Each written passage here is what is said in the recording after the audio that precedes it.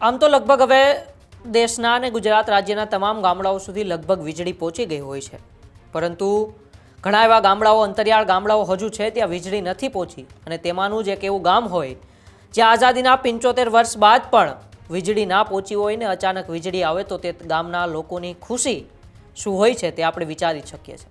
અને હા, તેવું જ બન્યું છે કે આઝાદીના 75 વર્ષ બાદ અમરેલી જિલ્લાના બગસરાના સુડાવડ ગામના વિસ્તારમાં વીજળી આવતા 70 થી 75 વર્ષથી અંધકારમાં જીવતા ઘરોમાં રોશની ફેલાઈ ગઈ છે. શું છે સમગ્ર મામલો? કોના પ્રયત્નથી આ વીજળી 70 વર્ષ બાદ તે ગામમાં પહોંચી છે?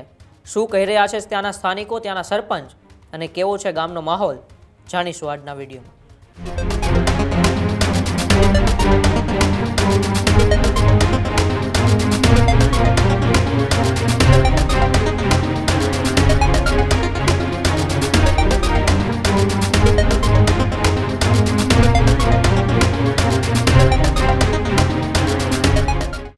જ્યાં 70 વર્ષથી લોકો અંધકારની અંદર જીવતા હોય છે ને અચાનક ત્યાં એક દીવાની જેમ વીજળીની લાઈન પહોંચે છે ને ઘરની અંદર ઝગમગાટ પડતા લેમ્પ થાય છે, પંખા ફરે છે, તો તે ઘરોની અને તે લોકોની ખુશી આપણે સમજી જ શકીએ છીએ.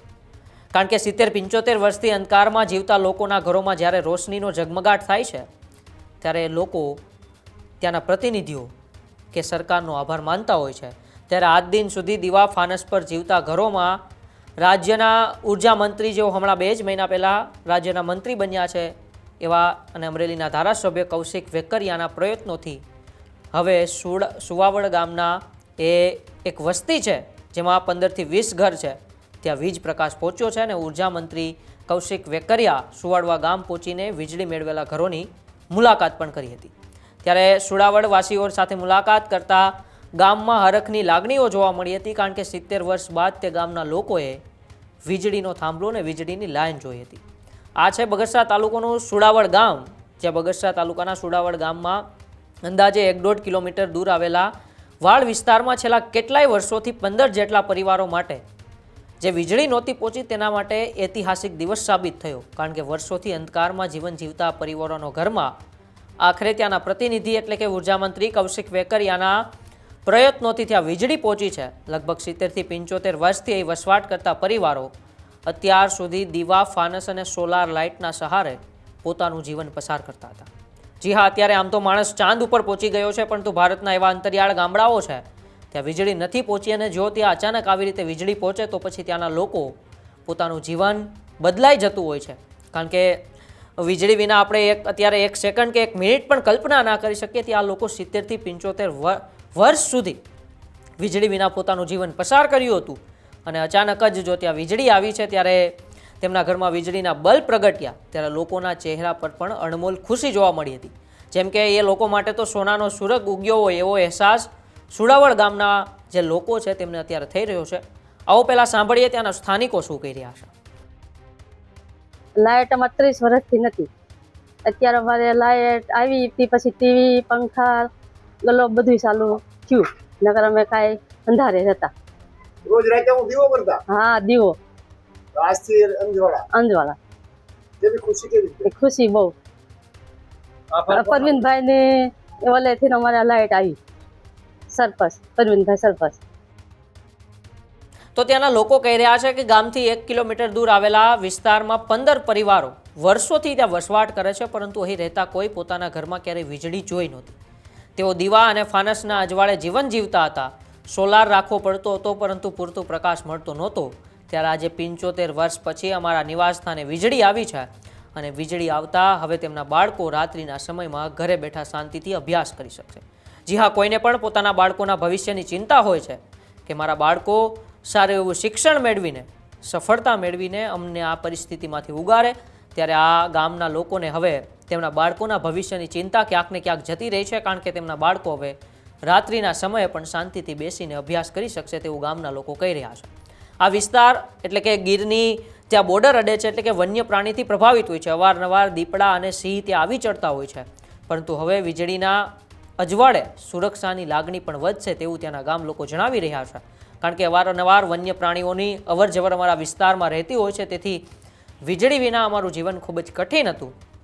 પરંતુ અમે આભાર માનીએ છીએ અમારા ધારાસભ્ય અને ઉર્જા મંત્રી કૌશિક વેકરિયાનો કે તેમના પૂરતા પ્રયત્નોથી આજે અમને વર્ષો પછી અંધકારમાંથી પ્રકાશ તરફની યાત્રા અમારી પૂર્ણ થાય છે તેવો અહેસાસ અનુભવ અમને અત્યારે થઈ રહ્યો છે.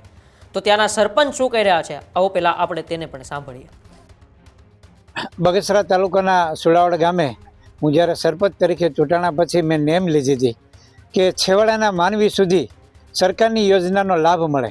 મારું ગામ 1700ની વસ્તી ધરાવતું ગામ છે. આ વિસ્તારમાં જે આજે વીજળીકરણ થયું છે એ અમારો વાવડી ગામનો રસ્તો ગણાય. ત્યાં 15 જેટલા પરિવારો વર્ષોથી વસવાટ કરતા હતા, પણ કોઈ પ્રકારની એને સુવિધા નહોતી અને એમને વીજળી આપી એ અમારો સંકલ્પ હતો. પણ ડોક્યુમેશનમાં થોડો અમને સમય લાગ્યો, કારણ કે એ દેવી પૂજક વિસ્તાર છે. સામાન્ય રીતે એ વિચરતી જાતિમાં એ વિસ્તારમાં ફરતા હરતા રહેતા હતા. 75 વર્ષે એમને આજે અમે કૌશિકભાઈ આપણા ઉર્જા મંત્રીએ આજે આવી એમની ભલામણ અને એમના પ્રયત્નથી આ વિસ્તારને હું વીજળી અપાવી શક્યો છું. એનો મને આનંદ છે.